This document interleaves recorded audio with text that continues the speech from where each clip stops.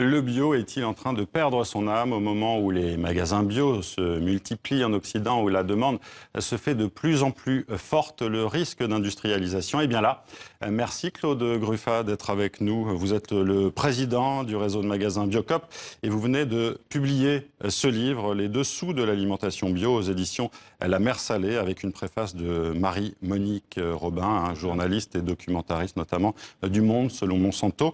Et d'abord, Claude Gruffat, je voudrais revenir sur une question sémantique très importante dans votre livre. Vous faites une différence entre le bio et la bio. Pour quelle raison ? Parce que la bio, c'est un concept global qui, depuis l'origine, a posé les règles d'une agronomie, une façon de produire, donc d'un modèle d'agriculture, et puis d'un ensemble de choses qu'on appelle aujourd'hui la RSE, mais qu'à l'origine on appelait une cohérence globale, c'est-à-dire une démarche sociale avec les gens qui travaillent là-dedans, et puis une démarche environnementale avec des notions de proximité, de circuits courts, etc., qui ont toujours fait le côté du bon sens de la bio. Circuit court parce que c'est pas que du kilomètre CO2 dans l'assiette du consommateur, c'est aussi une question de... Je connais le producteur, j'ai l'occasion de le rencontrer, de parler avec lui, de soutenir, de développer en tant que consommateur une vraie relation humaine dans le cycle de production du producteur au consommateur. Ça, c'était le concept global, c'est ça.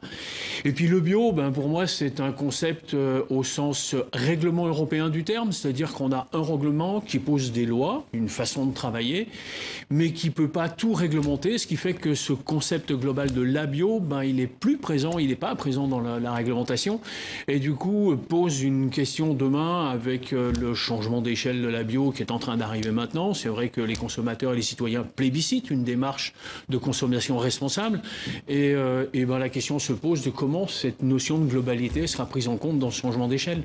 Est-ce que ça veut dire déjà qu'il y a un bon et un mauvais bio ? Ça veut dire qu'il y a plutôt un bio plus cohérent qu'un autre. Je ne dirais pas un bon ou un mauvais, parce qu'à partir du moment où un produit est certifié bio, il est bio. Ça, on ne peut pas dire le contraire. Mais quand il vient de l'autre bout de la planète et qu'il est fait sur un social, il y a une empreinte carbone avec le transport qui va poser problème. Et puis, sur le plan social, quand on achète de la bio à des gens qu'on paye moins de 2 € par jour, ça pose quand même un problème par rapport aux consommateurs ici, de l'impact que ça a là-bas. Donc il y a aussi cette question de conscience globale portée par la façon de s'alimenter. Certes, c'est une alimentation de qualité, mais la qualité ne s'arrête pas qu'à la qualité substantielle du produit lui-même, mais à qui il nourrit quand il est produit et quand il me nourrit. Du coup, ça pose... C'est une réflexion globale et sociétale, en fait, que vous proposez. C'est ça, c'est une question sociétale, c'est une question de responsabilité globale de consommateurs ici. On n'imagine jamais assez que le nombre de fils qui partent et d'impact qui part de la simple assiette du consommateur quand on pose cet acte de s'alimenter tous les jours. L'assiette est très politique, en fait. Toute la résonance, clairement. Marie-Monique Robin, justement, sur la question du politique, elle regrette dans la préface que les 2 candidats à la présidentielle en France n'aient pas évoqué le changement climatique, que ces questions, en fait, ne semblent pas les intéresser. Est-ce que c'est vraiment le cas, selon vous, ou est-ce qu'ils esquivent ? C'est des problèmes qui sont complexes à aborder sur un plan politique. C'est pas un pays qui peut agir, c'est forcément une action qui est large et il faut s'entendre sur la planète pour pouvoir interagir. Moi, je pense quand même qu'il y en a qui doivent donner l'impulsion. Les pays riches doivent donner l'impulsion parce qu'ils ont les moyens et la connaissance de le faire. Donc, il y a un moment donné, il faut être devant, il faut être leader. Moi, j'appelle à ce que toutes ces questions-là, qui partent de l'alimentation, mais qui partent de l'art de consommer plus largement, au-delà de l'alimentation, en termes de consommation citoyenne et responsable à travers les notions de ce qu'on appelle maintenant l'économie circulaire, c'est-à-dire faire en sorte que les déchets des uns soient les matières premières des autres et qu'on arrête de prélever des matières, de les consommer et de les jeter. L'économie linéaire, par opposition à l'économie circulaire, et d'arriver à mettre en chose suffisamment d'énergie pour favoriser cette consommation plus responsable. Aujourd'hui, par exemple, tous les consommateurs payent les produits de consommation au même taux TVA, que ce soit de la consommation responsable ou pas. Peut-être qu'on peut intervenir là et puis faire quelque chose qui dise finalement la consommation responsable, on favorise et les produits bio, on baisse la TVA de manière à faire que le citoyen qui consomme plus responsable soit face à une TVA plus équitable en fait dans son acte de citoyen. Il y a quelques jours, l'UFC Que Choisir dénonçait en France les marges exorbitantes que réalisent en fait les supermarchés et les distributeurs sur les produits bio. Un panier bio est 79% plus cher que son équivalent en produits conventionnels, selon l'UFC Que Choisir. Le bio, c'est un marché très rentable. Est-ce que ça ne va pas à l'encontre de l'esprit bio de départ quand même? Ou en tout cas, est-ce que le capitalisme n'a pas rattrapé le bio? C'est l'économie financiarisatrice qui va probablement chercher à faire de l'argent avec la bio. C'est évidemment pas le projet de départ. Le projet de départ, c'est d'avoir un prix juste en bio. Et prix juste, ça veut dire quoi? Ça veut dire une juste répartition de la valeur créée au long de la filière, du producteur au consommateur. Et moi, j'aime bien rappeler que le prix juste au consommateur, c'est pas le prix le plus bas, comme certains l'assènent depuis 60 ans. C'est le prix qui permet d'avoir un produit de qualité longtemps. Et ça, c'est une notion qui est importante parce que si le consommateur sait qu'il a un produit de qualité longtemps, en amont, la construction de la filière peut être de plus en plus durable parce qu'on pose les choses sur le terme, on a de la visibilité pour construire, pour investir, etc. Ça permet à des producteurs de se reconvertir en bio, de s'installer, et puis des groupements de producteurs d'investir et de construire des filières. Est-ce que bio et capitalisme, économie de marché, peuvent faire bon ménage selon vous? À partir du moment où l'économie réelle, l'alimentation doit se mettre dans la notion d'économie réelle, pas dans l'économie spéculative. À partir du moment où l'acte de produire en bio qui va jusqu'au consommateur s'inscrit bien dans cette économie réelle, ça veut dire l'économie de besoin des humains. Et c'est un acte économique à part entière. Il doit jouer son rôle à part entière. L'économie bio existe en tant que telle. Elle peut aujourd'hui fonctionner. Et on voit bien le développement qu'a de la bio en France, qui a dépassé les 20% en 2016, montre que c'est une économie réelle productrice de richesse et de valeur ajoutée qui permet à ces filières de se construire et d'évoluer et de croître. Alors, les magasins Biocoop ressemblent aujourd'hui beaucoup à des supermarchés classiques. Quelles sont les différences, clairement ? J'aime bien dire magasin, pas en opposition à supermarché, parce que ça reste des surfaces de 600, 800 mètres carrés pour les plus grandes surfaces en bio. On n'est pas dans des hypermarchés, non? On n'est pas dans des hypermarchés. Et on a la volonté de rester dans des magasins de proximité. Parce qu'un magasin de proximité, c'est d'abord un magasin qui s'approche des consommateurs, et on vise un maillage du territoire pour ça, pour des questions là aussi de poids de CO2 dans l'assiette du consommateur. Vous savez que dans le bilan carbone du métier de commerçant, ce qui pèse le plus lourd, c'est le client qui vient faire les courses en voiture. Donc plus on s'approche de lui, plus on sera vertueux dans ce sens-là. Ça, c'est un premier point.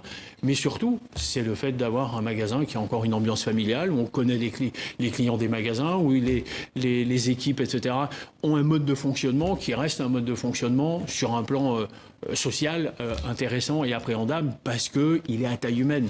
Et justement, en termes de conditions de travail de vos employés, est-ce que vous êtes très attentif aussi à ça dans vos magasins ? On est dans cette globalité, encore une fois. On est dans cette globalité, mais dans le cahier des charges de Biocoop, il y a un volet social qui, justement, met en avant et recherche et préserve une relation sociale la plus qualitative possible dans le fonctionnement des équipes au quotidien. Alors, je disais, il y a quand même une explosion du bio en France et en Europe et en Occident. Est-ce que certains de ceux qui deviennent directeurs de vos magasins ne sont pas plus attirés justement par le fait d'entrer dans une économie qui marche bien, avec un magasin qui marche bien? Ou est-ce que vous êtes attentif justement à leur côté militant? Est-ce qu'il y a une sélection importante justement pour choisir ces directeurs de magasins? C'est ça, c'est-à-dire pour choisir les futurs porteurs de projets, donc les adhérents du groupement Biocoop et du réseau Biocoop c'est un véritable recrutement. On a aujourd'hui un nombre de candidatures assez important chaque année pour ouvrir des magasins. Ça dépasse les 1500, ça approche même les 2000 candidatures et on en installe 30. Donc ça vous dit la sélection qu'il y a. Et c'est vrai que dans les commissions admission, la première étape, c'est l'agrément de la personne. C'est-à-dire, qu'est-ce que vous venez faire en nous rejoignant?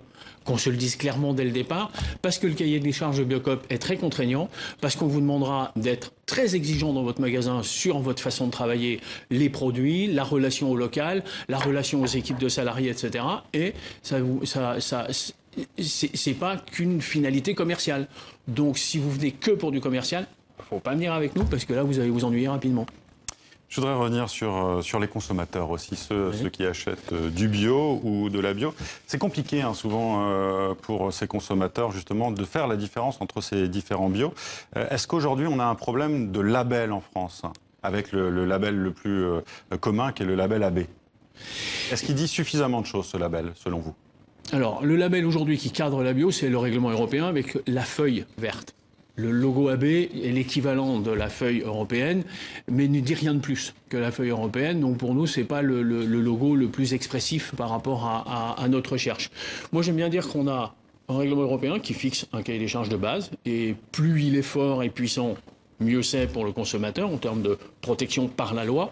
Et puis au-dessus, on peut rajouter une surcouche qui complète un certain nombre d'éléments de cohérence, notamment sociale, notamment environnementale, notamment de choix de mode d'agriculture. Oui, notamment, vous parlez des sols, hein, de la qualité des sols dans lesquels les qualités des sols, la qualité des sols vient par un choix de mode d'agriculture. C'est-à-dire que si on a une agriculture que nous on appelle paysanne de proximité, je conviens que ce n'est pas une terminologie scientifique, mais on comprend bien de quoi on parle quand on parle de ça, par rapport à une agriculture plus industrielle, plus intensive, plus productiviste.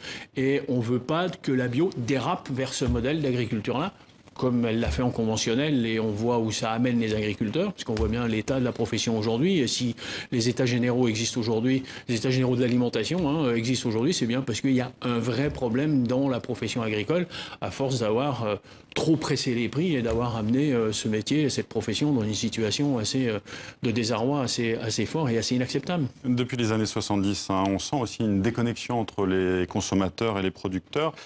Comment rétablir le lien? Est-ce que ça peut passer par vos magasins, par exemple? Parce que c'est vrai que les consommateurs, ils ne savent plus vraiment d'où viennent les produits. On achète, il n'y a plus vraiment de saison. C'est une réalité, ça.